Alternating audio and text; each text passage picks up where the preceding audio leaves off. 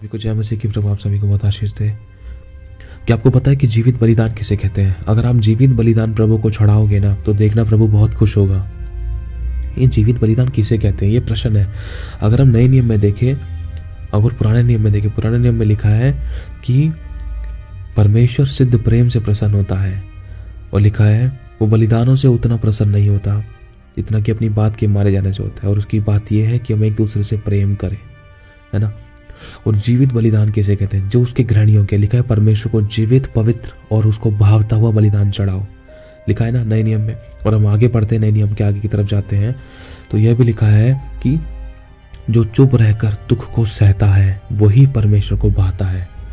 जो चुप रहकर दुख को सहता है ना, यही जीवित बलिदान है मेरे भाई और बहनों, यही जीवित बलिदान है। और इसी पर आग उतरती है। जब आप चुप रहकर दुख को सहते हो ना तो ये परमेश्वर को भाता है और प्रभु इस बात को देखता है और उसका प्रतिफल आपको देगा। चाहे आपकी चार लोगों ने चोड़े में बेइज्जती करी है, अगर आपने चुप रहकर सह लिया तो ये जीवित बलिदान है और इस बलिदान को प्रभु ग्रहण करेगा और आपका सर ऊंचा करेगा। चार में नहीं, 400 लोगों में। ये सच्चाई है। अगर 4 लोगों में आपकी बुराइयां हुई हैं, बेइज्जती हुई है, तो भरी भीड़ में आपका इज्जत मान सम्मान कराएगा अगर आप चुप रहोगे तो। क्योंकि लिखा है जो चुप रहकर दुख को सहता है यही परमेश्वर को भाने वाला बलिदान है। इसे जीवित बलिदान कहते हैं। अगर हम देखें यूसुफ को उसके भाइयों ने गड्ढे में डाल दिया और कितनी बार बेच दिया और उसको मारा, उसको कूटा। उसने बलिदान किया क्या? उसने आंख के बदले आंख, चांटे के बदले चांटे, गाली के बदले गाली, बुराई के बदले बुराई, बेचने के बदले बेचना नहीं करा। वो चुप रहकर सहता रहा। उसको व्यभिचार में फंसाया गया तब भी वो सहता रहा। उसने अपनी सफाई नहीं दी, वो सहता रहा। उसको पता था कि मेरा परमेश्वर मुझे देख रहा है, एक समय आएगा वो मेरा न्याय करेगा। उसने अपनी लड़ाई खुद नहीं लड़ी, इसलिए परमेश्वर ने उसको कुछ समय बाद राजा बना दिया। और जितनों के बीच में बेइज्जती हुई थी वो सब के सब सर झुकाकर, घुटने टिकाकर उस यूसुफ के पास आए थे। ऐसी परिस्थिति बना दी यहाँ तक कि उसके घराने के लोग, उसके सगे भाई बंधु भी और उसके राज्य के लोग भी उसके सामने दंडवत करके खड़े हुए थे कि हमारे लिए कोई योजना बना ताकि हम भूखे ना मरे, ताकि हमारे लिए कोई रास्ता मिले। अरे ये तो यूसुफ है जिसके साथ हमने बुरा बर्ताव किया, आज ये राजा बन गया और इसी राजा की आज हमें ज़रूरत पड़ रही है। और अगर ये राजा अगर हम पर दया करे तो हम बच जाएंगे। और उस यूसुफ ने एंड तक उन लोगों पर दया की, अपने विरोधियों पर, अपने शत्रुओं पर दया की। क्यों? क्योंकि ये प्रभु का गुण है और यही प्रभु को भाता है। अगर यूसुफ अपनी लड़ाई खुद लड़ लेता, जिन भाइयों ने उसको गड्ढे में गिराया, अगर वो खुद भी दूसरों को गड्ढे में गिराता तो परमेश्वर का कोई काम नहीं होता वहाँ पर। लेकिन मेरे भाई और बहनों, यूसुफ ने अपनी लड़ाई खुद नहीं लड़ी। यूसुफ ने अपनी लड़ाई को, अपने न्याय को परमेश्वर के हाथों में सौंपा, प्रभु के हाथों में सौंपा।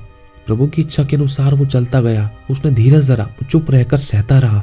उसको व्यभिचार में फंसाया गया, झूठे व्यभिचार में फंसा दिया गया और जेल में कई सालों तक बंद कर दिया गया। लेकिन फिर भी उसने अपने रचने वाले से लड़ाई नहीं करी, उसने अपने परमेश्वर से लड़ाई नहीं करी। उसने ये नहीं बोला कि प्रभु तू तो न्याय कर ही नहीं रहा, तू तो मेरे को देख नहीं रहा, तू तो उन विरोधियों को देख ही नहीं रहा, तू तो उन कड़वाहट करने वाले को देख नहीं रहा, देखो मेरे साथ कितना गलत व्यवहार कर रहे, तू तो उनको देख नहीं रहा, तू तो कैसा परमेश्वर है, तेरे पास आने के बाद भी मुझे दुख सहना पड़ रहा है, तुझे जानने के बाद भी प्रभु, तुझसे प्रार्थना करने के बाद भी मेरी जिंदगी में से समस्या नहीं जा रही है, विरोध खत्म नहीं हो रहा है, कड़वाहट खत्म नहीं हो रही है, बुराई खत्म नहीं हो रही, ये जलन खत्म नहीं हो रही है, विरोध खत्म नहीं हो रहा, ये दूसरे लोग मेरे को सताते हैं, ये खत्म नहीं हो रही है परेशानियां। प्रभु तुझे जानने के बाद भी क्या मेरे घर में लड़ाई दंगे, परेशानियां, तकलीफ, विपत्तियां, कलेश ये क्या है बने रहेंगे? तेरे को जानने के बाद भी ये लोग मेरे विरोध में क्यों है?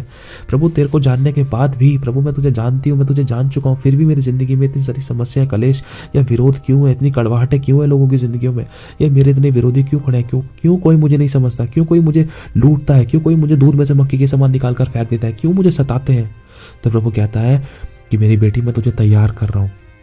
जैसे यूसुफ को मैंने राजा बनाकर खड़ा किया और जिन लोगों ने यूसुफ को सताया, एंड में यूसुफ की जरूरत उन लोगों को खुद पड़ गई और वो घुटने टिका कर आए और यूसुफ ने उनको फिर भी गले लगाया। मैं चाहता हूँ मेरे भाई और बहनों कि हम भी उस यूसुफ के समान हर बात में धीरज धरें, आज्ञाकारी रहे, नम्र रहे, अपने परमेश्वर से उन लोगों के कारण ना लड़े। अगर हम देखें तो परमेश्वर ने फिरौन के मन को कठोर किया था। अगर प्रभु चाहता तो इजरायलियों को एक ही बार में फिरौन की बंदिश से छुड़ा सकता था, एक ही बार में जाने दे सकता था, लेकिन बार बार फिरौन के द्वारा मना क्यों करवाया?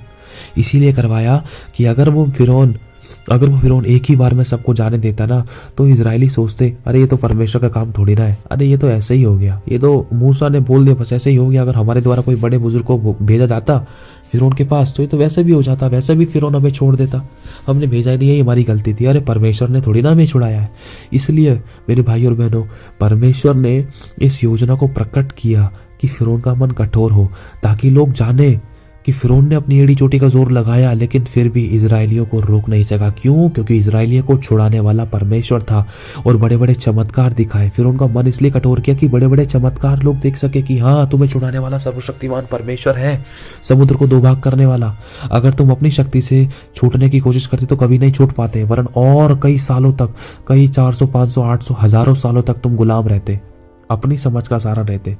वो इजरायली ये समझ बैठते, अगर वो फिरौन एक बार में इनको छुड़ा लेता तो वो इजरायली ये समझ बैठते कि भाई अरे हम तो अपनी बलबुद्धि ताकत से छोड़े हैं, अपनी बलबुद्धि ताकत से छुड़ाए गए हैं, ये समझ बैठते। इसलिए परमेश्वर ने फिरौन का मन कठोर किया कि उनको उनके बीच में चमत्कारों को प्रकट करे, ताकि सब इजरायली जान ले कि उनको इस फिरौन के हाथों से छुड़ाने वाला कोई और नहीं, स्वयं परमेश्वर है। परमेश्वर ही ने हमें छुड़ाया है।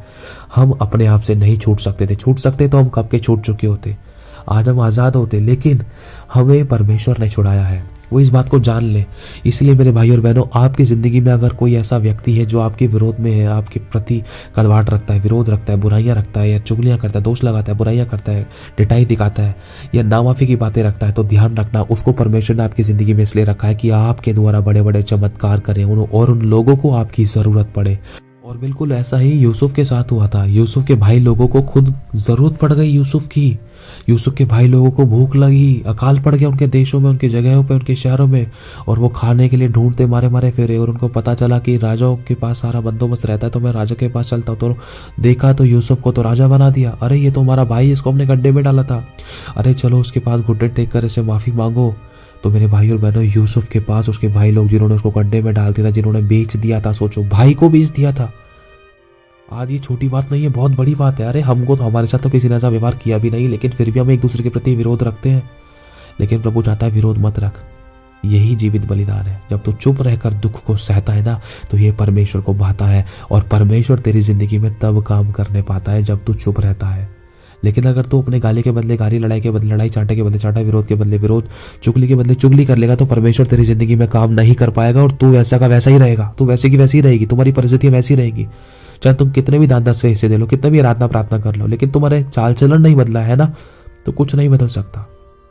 संसार का सदृश्य ना बनो। कोई गाली गलौज करे तो तुम भी गाली गलौज ना करो, तुम चुप रहकर उसको सह लो। तुम्हारे मन के नया हो जाने से तुम्हारा चाल चलन भी बदलता जाए, तब मैं तुम्हारी जिंदगी में काम करूंगा। तो ये तरीका, ये जीवित बलिदान है। देखो एलिया को देख लो, एलिया को जब भूख लगी वो चुप रहा, परमेश्वर ने उसको खिलाया। वो एलिया लड़ा नहीं परमेश्वर से, परमेश्वर ने स्वयं अपने स्वर्गदूत के द्वारा खिलाया, सारपत की विधवा के द्वारा खिलाया, कौवे के द्वारा रोटी खिलाई। सोचो, वो चाहता तो लड़ सकता था, प्रभु मैं तो तुझे जानता हूँ, मैं तो सर्वशक्तिमान परमेश्वर का दास हूँ, मैं फिर भी क्या भूखा रहूंगा? तो क्या मुझे भूखा रखेगा? तो क्या मुझे घटी में रखेगा? तो क्या मुझे प्यासा रखेगा? लिखा है परमेश्वर ने वहां का नाले का पानी सुखा दिया और कौवे ने रोटी लाना बंद कर दिया। लेकिन फिर भी मेरे भाई और बहनों, एलिया कभी परमेश्वर से नहीं लड़ा। उसने ये सोचा कि मैं प्रभु का दास हूँ, मुझसे ज़्यादा चिंता मेरे पिता, मेरे परमेश्वर को है। वो अपने समय पर मेरी ज़िंदगी में काम करेगा, वो मुझे भूखा नहीं मरने देगा। उसको पता है मेरी ज़िंदगी में किस चीज़ की ज़रूरत है, मुझे बस धीरज धरना है। क्या पता वो मुझे परख रहा हो, क्या मैं धीरज धरूंगा या नहीं धरूंगा, क्या मैं लड़क तो नहीं उठूंगा उससे, क्या मैं भड़क तो नहीं उठूंगा, कहीं मैं विरोध तो नहीं कर बैठूंगा, कहीं मैं अपने परमेश्वर से लड़ तो नहीं जाऊंगा, कहीं उसका विरोध तो नहीं कर बैठूंगा, कहीं मैं चर्च तो नहीं छोड़ दूंगा, कहीं मैं अधीनता तो नहीं छोड़ दूंगा, कहीं मैं किसी के विरोध में खड़ा तो नहीं हो जाऊंगा कि प्रभु ने मेरी एक बार के लिए प्रार्थना नहीं सुनी तो उसका मतलब ये थोड़े ना कि वो मेरा प्रभु नहीं। मेरे भाई और बहनों, एलिया भी शांत था और प्रभु ने इतने बड़े चमत्कार किए। उसके द्वारा देखो विधवा को खिला दिया, उसके द्वारा मुर्दों को जिंदा किया, उसके द्वारा इतने बड़े बड़े चमत्कार किए, आश्चर्य कर्म किए। मेरे भाइयों मेरी बहनों, बहुत बड़े काम किए। क्यों? क्योंकि परमेश्वर को काम करने का उन लोगों ने मौका अपनी जिंदगी में दिया। आज हम मौका नहीं दे रहे। आज हमको झट से हथेली पे सरसों चाहिए, झट चट मंगनी पट गया। आज हमें बीज मोते के साथ ही टप से आम चाहिए। आज हम धीरज नहीं धरना मांग रहे हैं। आज हम सोच रहे हैं सामने वाला इंसान बहुत जल्दी बदल जाए। नहीं बदल सकता है, सोचने से नहीं बदलता है, हमारे कहने से नहीं बदलेगा। हमारे व्यवहार को देखकर, हमारे चाल चलन को स्वयं देखकर वो बदलेगा। वो देखेगा कि हाँ, अरे मैं तो उसको कितना गाली बक रहा हूँ, बुराई कर रहा हूँ, उसके ऊपर हाथ उठा रहा हूँ, लेकिन ये फिर भी यीशु यीशु फिर भी चुप रह रही है, फिर भी नम्र और दीन है, फिर भी मेरी चुप रहकर दुख को सह रही है। अरे अब से नहीं हाथ उठाना इसके ऊपर, अब से नहीं गाली बकनी। सच में इसका यीशु सच्चा है, उसने इसको अच्छी बातें सिखाई है, उसने इसको सहना सिखाया है। अरे नहीं, अब मेरा हाथ नहीं उठता इस बेचारी पर, क्यों उठाऊँ उसमें हाथ? आपके व्यवहार को देखकर, आपके सहने को देखकर सामने वाले का कठोर हृदय नम्र प्रभु करेगा।